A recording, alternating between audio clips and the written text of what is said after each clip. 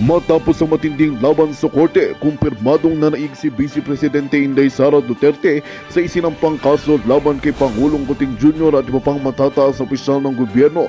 Dahil sa mga napatunayang kadiwalian, mabilis na umusad ang impeachment case laban kay Kuting na ngayon ay nahaharap sa posibilidad na pagpapatalsik mula sa pwesto. Ayon sa mga ulat, may matibay na ebidensya ng pag-abuso sa kapangyarihan at paglustay ng kaban ng bayan dahilan upang umani ng suporta mula sa publiko ang impeachment move. Sa gitna ng mainit na isyu, lumutang naman ang mga espekulasyon na maaring tumakas si Kuting Jr. ng bansa upang iwasan ang pananagutan. Ayon sa ilang mapagkakatiwalaang source, may lihim unang plano ang Pangulo na lisanin ng Pilipinas kasama ang kanyang pamilya bago pa man tuluyang mapatalsik. Samantala, patuloy ang kilos protesta ng taong bayan na nananawagan ng mabilisang aksyon upang hindi na muling maulit ang ganitong uri ng pag-aabuso sa gobyerno. Habang papalapit ang desisyon ng Korte Suprema sa impeachment case, lalong umiigting ang tensyon sa gobyerno. Ang tanong ng marami, mahaharap ba ni Kuting Jr. ang kanyang mga kaso o magiging isa na naman siyang pinunong tatakas sa gitna ng iskandalo? At yan nga ang balitang ating pakakatutukan. Ngunit bago ang lahat, siguraduhin mag-subscribe at hitang notification bell para sa patuloy na pagtutok sa mga silip ng bagong balita sa tunay na boses ng masa.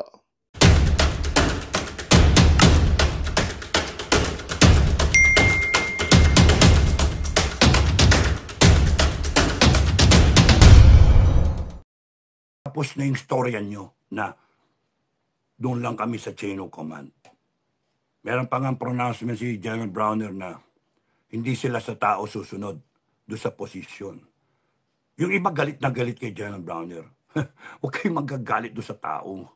Yung tao, ang nagsasalita na sinasabi, play safe yung sinasabi niya. Hindi sa tao. Kasi parang sinabi niya, hindi kami loyal kay BBM. You read between the lines doon sa ibig sabihin sa statement. Hindi kami loyal kay BBM. Loyal kami sa presidente. E paano kung napalitan yung presidente? Paano kung biglang presidente na si Inday Sara? Loyal sila doon sa posisyon. Diba? Hindi sila loyal doon sa tao. Doon sa posisyon sila loyal. Yung iba na misinterpret yung ibig sabihin. Hindi sila loyal sa taong bayan. Hindi sila loyal sa taong bayan. Yun yung akala na interpretation. But you do not get the point of Browner. I hope I'm getting his point right. Hindi sila loyal dun sa tao, kay Bongbong Marcos, dun sa position, president. So, isipin nyo, paano kung kunyari pinroclaim ng tao bigla si Inday Sara maging presidente? And she gets sworn in. Anong gagawin nila? Loyal sila sa presidente. Hindi kay Inday Sara dun sa position. Pero, mas maganda, AFP, sa nakikinig, ang loyalty ninyo dapat nasa taong bayan. We the sovereign Filipino people. Wala kasi lahat yan. Gobyerno, Constitution, sovereign Filipino people, Constitution, ilang beses ko na pinapaliwanag. Sovereign Filipino people, Constitution. Wala ito kung wala nito. Hindi ito man mararatify, it's just a piece of paper.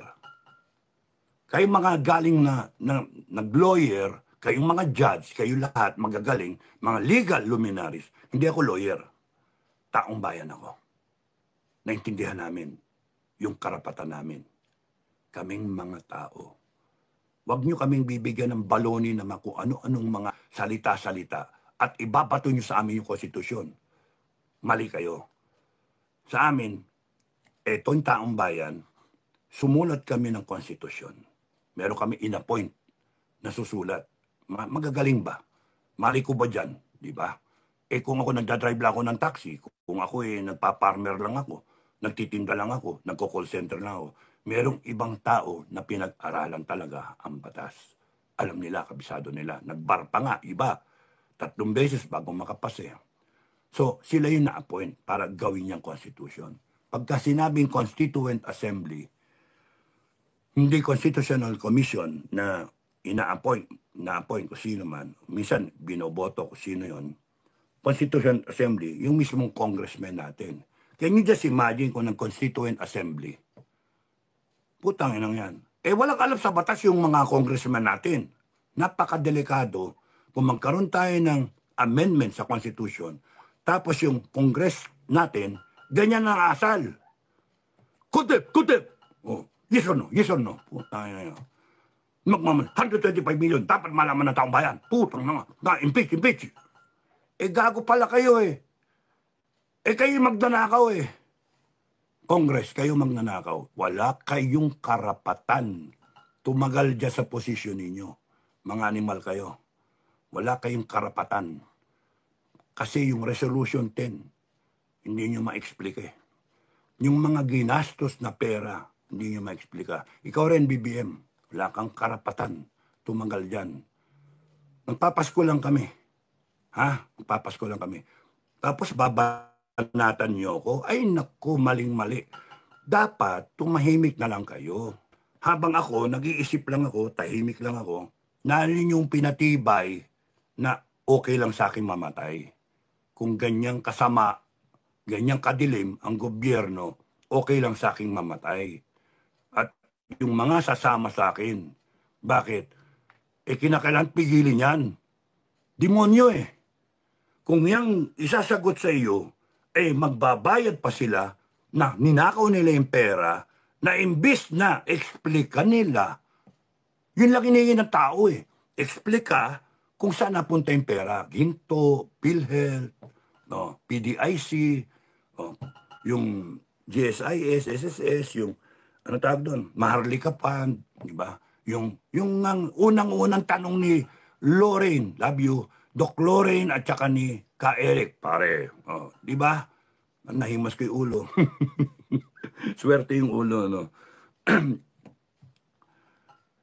Yung unang-unang tanong, ano ba yan? December pa yata yun, October. Na yung kinontem sila, nagkaroon pa ng manifesto. Mga PMA graduate, etc. At mga iba, na natakot sila. You see, kita nyo, pagka may konting pumipitik, natatakot sila. Antras, release. Release si Lorraine at saka si Ka Eric. Excuse me. Nare-release. So natakot sila. Pero dun sa manifesto na yun, sinasabi pa dun, ayaw namin sa korupsyon. Pero nag one step backward sila, pero 2 steps forward. Ganon yung style ng utak ng mga yan. Now, kaya hindi pwede mga kababayan na punch-punch ka lang na ganon, jab-jab ka lang ganon, rally-rally. Hindi pwede. Kasi maubusan kayo ng oras. Maubusan ng pera ang bayan natin. Lalakas lang sila. Bibili nila lahat. Lord of the Rings. Once the ring is completed, delikado kasi armed forces parang ano yung picture-picture taking na yon, ano yung pinupunta-puntahan yung mga kampo, ano yung kinakausap-kausap yung mga general, there's danger. At yung nakita nyo sa KOJC, there's danger. Kaya, ako, mga ka-FGF, no, mga commander, whether we like it or not, you like it or not, no, whether you like it or not, ang sa akin, ang pananaw ko, tinawag tayo ng panahon na malagay tayo sa isang lugar na putang ina, ano ba to? Ano itong kinalalagyan kong palanggana na ang burak-burak ng baho-baho? Kung paano, isipin nyo yung nilaban ninyo na nakababad, na hindi nyo na nasikaso, naging patubig kanal na yung, umitim na yung downy na tubig. Tapos ang baho-baho na nilaban mo. Yun yung kinalalagyan natin yan. And kahit anong iwas ang gawin natin, kung hindi tayo, sino? Mga ka-FGF, kung hindi tayo, sino? Wala eh. Hindi tayo pwedeng hayaan na lang natin yung mga yan eh. Hindi pwede. Kasi nandun yung droga eh. O, doon tayo sa issues. Ano ba pinaglalaban ninyo? Ano ba pinaglalaban ninyo? Marcos resign. Duterte, forever. Hindi yun. Kung kayo, sisigaw lang kayo ng Duterte forever. Sa iba kayo mag-rally. Mag-rally kayo na mag-rally. Ang pinaglalaban ninyo, not even Marcos resign sa totoo lang. Sa akin sa akin kasi, pinalakihan ko there's always a second chance. There's always, kumbaga sa ewan ko kasi karakter ko ganun Bago ko patayin, ko muna, bigyan ng pagkakataon na, bago ko kalabanin, sobra namang yung patayin Bago ko kalabanin, bago ko inkwentrohin, bigyan ko ng pagkakataon na sumurrender. Bigyan ko ng pagkakataon na pag-isipan niya. Pero, may pero yun kung mapapasama ang posisyon ko, mapapasama yung mga tauhan ko, may hangganan ka. Okay? So ngayon, ang sinasabi ko sa inyo mga kababayan, mga ka-FGF, magpasko lang kayo. Magpasko kayo. Enjoyin ninyo. Enjoyin ninyo. Pero, sa January, tapusin natin to. Ngayon, kung kikilos itong mga tarantadon to, kung kikilos, at sige-sige kayo, pikunin niyo ako, tangina ninyo, hindi kayo abot ng Pasko. Kasi sa akin, kung sinabi ko, putang ina nyo, sige, pare-pares tayo walang Pasko. Magpatayan tayo kung gusto nyo, putang ina ninyo. Pilipino ko Pilipino rin kayo. Sana naintindihan nyo. Ano sinasabi ko? Respect the enemy. BBM! Tamba! Putang ina nyo Isipin nyo. Nagtatapang-tapangan kayo, magpapadala kayo ng mga troll, maninirang puri, at saka mga kung ano-ano. Ano nagawa ko sa bansa? Tangina ninyo lahat. Wala. Ako, 6 lang kami. Iniwasan namin si Bilwar. Hanggang ngayon, iniiwasan ko si Bilwar. Meron kaming FGF na tinayo. Kaya, gusto nyong malaman kung, sige, tanggapin ko na yan. Wala akong nagawa sa bansa. Kaya, siguro ngayon, tatayuan ko para may magawa ko sa bansa. I will lead the people. Putang ina nyo. Kasalanan nyo. Kayong gumawa ng kalukuhan nyo Kung hindi kayo nagpadala ng mga troll at ng mga putang inahinayupak na mga halang nabitukang mga vlogger, hindi ako mag-iisip nga Wala akong pakialam, bahala kayo sa buhay nyo. Pinepersonal nyo ako. Pepersonalin ko kayo, gusto nyo? Mas tarantado ako sa inyo. I have the capacity. I have the trait, the character trait. I can be as ruthless as I can para sa inyo. Gusto niyo mangyari yan? Ang gagaling ninyo. Nagtatapang-tapangan kayo. Kaya, sige pa. Sobra nyo pa. Tatapusin ko ito bago sa Christmas. Gusto nyo? Mas gusto ko pa nga magpasko muna tayo Tama yung sinasabi ni Lacson na ceasefire. Pasko muna, respeto sa langit. Tangina nyo. Gusto nyo? Tapusin na natin to. Malaman natin. Kasi isa-isang natatapos yun. Ukraine tapos na. Tanggal si si Zelensky. Naghahanap ng asylum sa Great Britain. Panalo si Putin. Yung France. Tagilid siya. Tapos din siya. Germany susunod. Gusto mo sumunod ka? Before 25? Gusto nyo? Hinahamon nyo kami? Magpapasko kami. Ngayon, kung kayo, kumilos kayo, pinapakita nyo you do not respect the people. Sige kayo. Babanatan nyo pa kami ng, sedition? Tarantado kayo? Kayo, babanatan namin ng plunder. Ha? Kami, maggagawa kami ng death penalty. Instant. People's Congress. We will abolish Congress. Gusto nyo malaman? Kaya namin? We will abolish Congress. Gusto nyo, we will burn it down. Gusto nyo, makita? Yun ang gusto ng mga tao, pinipigil ko yung mga tao. Wag naman, gawin na lang natin hospital. Gawin na lang natin ek-ek. Pero may mga nagsasabi, so that it will be written in history that the Filipino people rose up to the challenge. And they burned down Congress. Sa galit nila. Gusto nyo mangyari yon before 25? Sige pa. Putang ina nyo, padala nyo pa yung mga vlogger ninyo. Paganyan-ganyan nyo pa. At kayo mga vlogger at mga troll. Sige pa, mag-comment pa kayo ng negative. Binubura ko naman kayo eh. Pero, pagdasal ninyo na hindi kayo ma-screenshot ng mga tao ko. You see? Ganun pa ako, bet. Kung ano yung labas ninyo ng comment na negative, binubura ko na. Bakit? May instructions ako screenshot eh. You see the opposing person that I am, one magnanimous, one ruthless. Kita nyo? How dangerous I am? Akala ninyo, sisiw ako? Hindi nyo ako mapatay ngayon. Kasi, nag-iisip kayo, puta, napatayin natin, baka magrevolusyon yung gago ha.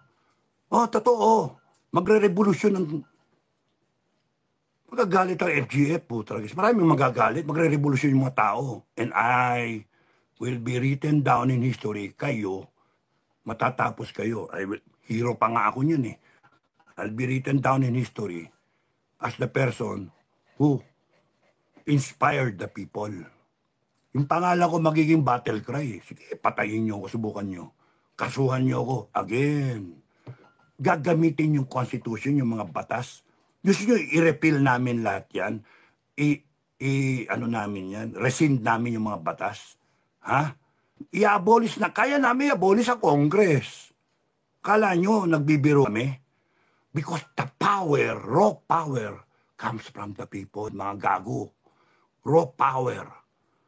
Yun yung power ng taong bayan at nagigising na yung taong bayan. O nga, no? Wala tayo. Putang inang yan. 18th Constitution, pinaratify sa taong bayan. Binigyan namin na hininga yan. Lahat ng batas na ginawa, sumusunod sa Constitution. Putragis, ano? Tapos nun, nagkaroon ng presidente down the line, binoto. Inapruba ng taong bayan. Sa dami ng kumakandidato, sa huling eleksyon, 10. Binoto natin si BBM. Yung mga bumoto kay BBM, yung mga nabudol. Binoto si Inday Sara. Binoto itong mga congressmen. And umasa ang taong bayan sa mga di nakakaintindi. Ha? AFP, PNP. Pwede ba intindihin ninyo? Power emanates from the people. The chain of command ends or starts people. People. So, ang tagilid ngayon, itong Malacanang, when the people takes command of the armed forces, and we are capable of doing that. When we take command of the armed forces of the Philippines and the Philippine National Police, the first order is, you take a side. Doon kayo sa side ng taong bayan o doon kayo sa side ng presidente ninyo. Side ng may question sa pagiging drug addict, drug user, bangag, side ng mga nagnanakaw sa gobyerno, doon kayo. And if you feel that defending this government is the right thing to do, go ahead. Because kami, ang taong bayan, we are confident, mahati ang armed forces. If not, buo yan, susuporta sa taong bayan. That's how confident we are. You see how dangerous we are, the Filipino people? We are that dangerous. Gusto nyo tapusin natin to? Tanginan nyo? Ha? Kongreso? presidente. Ang hinihingi lang namin, before Christmas, iregalo nyo sa amin. Kasi magre-recess ang Congress eh. Tang-ina ninyo. Wag na kayong mag-Christmas gift. Hayop kayo. Hihimay-himayin namin, tatalupan namin kayo. Christmas gift kayo. Ang daming Pilipinong naghihirap, walang handa. Tapos magi-Christmas gift kayo. Ako, galit na galit ako sa mga troll na yan eh. Dedemanda? Bakit ko dedemanda? Hindi, bahala ng langit. Angel of death will come for you. The angel of death. Ay, hindi ko kilala yun. Ako, angel of inspiration eh. I am inspiring the Filipino people to stand up. Sorry, may tumatawag. I am inspiring the Filipino people to stand up and correct this country.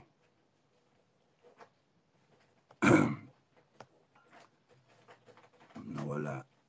So, nasaan tayo? Anong gusto namin mangyari? Anong gusto kong mangyari?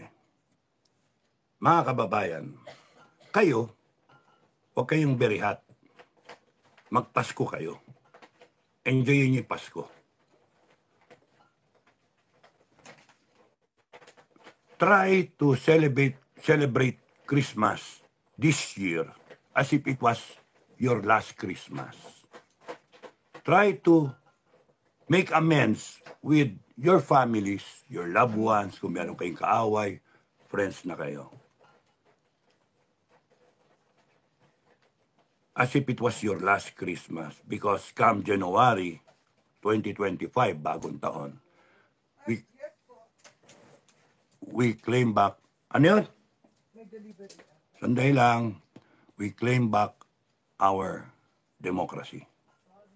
We claim our history. So, yun yung akin. Bakit? Yan. Okay. So, ano natin kay BBM, kay Tamba, kay Lisa? Simple lang eh. Lisa, huwag ka na makialam. BBM, harapin mo yung taong bayan. Hanggang 25. Ultimatum to kayo. Hindi na sana ako mag-ultimatum sa inyo eh. Pero, pinwersa nyo ako. Lalo ako naniniwala na mga walang ya kayo eh. Mga maitim ang budi nyo. Beyond recovery na kayo eh. No. BBM, harapin mo yung taong bayan. Magpa-hair follicle drug test ka. Hanggang 25. Hanggang doon na lang. Kasi after that, wala na. After that, wala na. May dumating akong delivery. Ano kaya ito?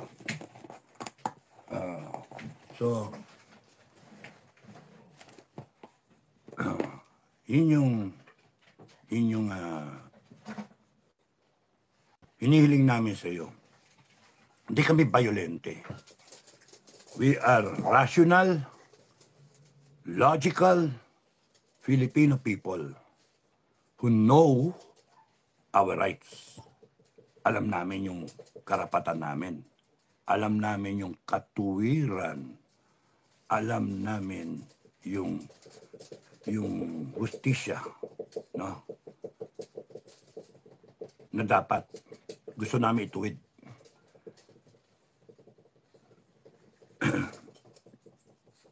Hindi pwede yung asal ninyo eh. Harapin mo ang taong bayan not later than 25 December. Magbibigay ka rin naman ng Christmas message, di ba? Harapin mo ang taong bayan.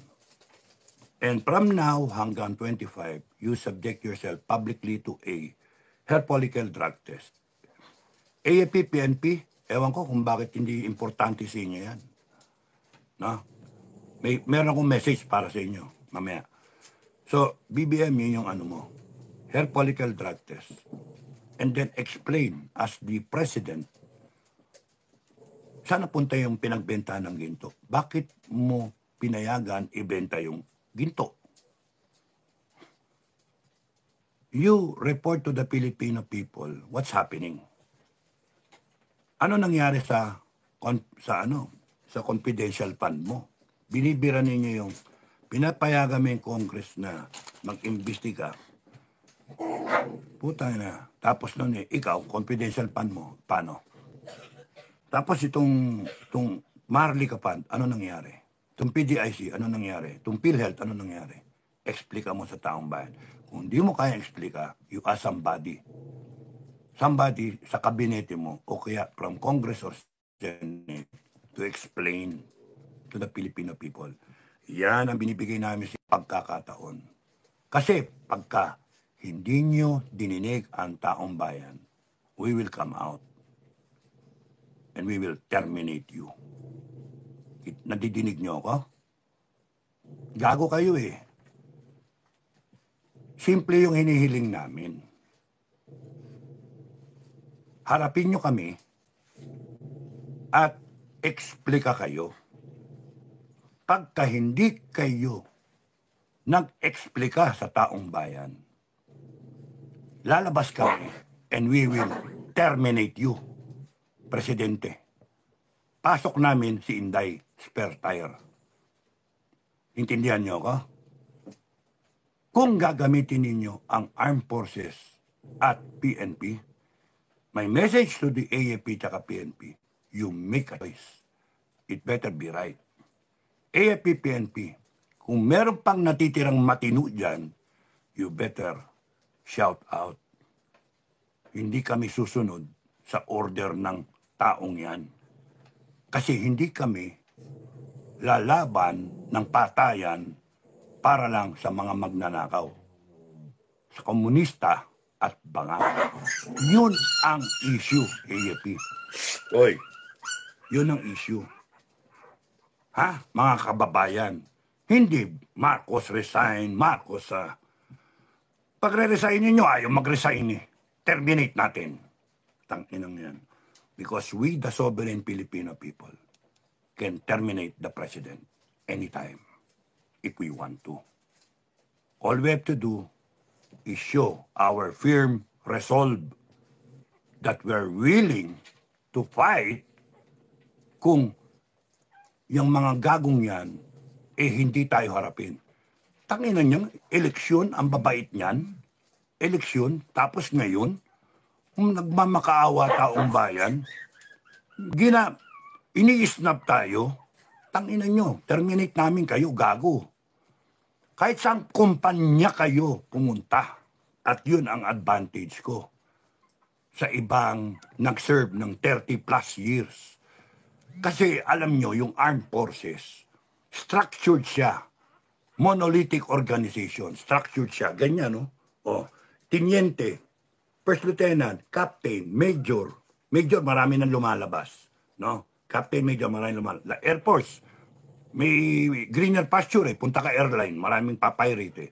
So, captain, major, lieutenant colonel, colonel, general. Mga colonel, punta niyan, UN, mga security, etc. etc. I-hire, director ng kumpanya. So, pagdating mo dito, yan na lang o, yan na lang o. Yan na lang natitira. Okay? Minsan, yung umaalis, magagaling.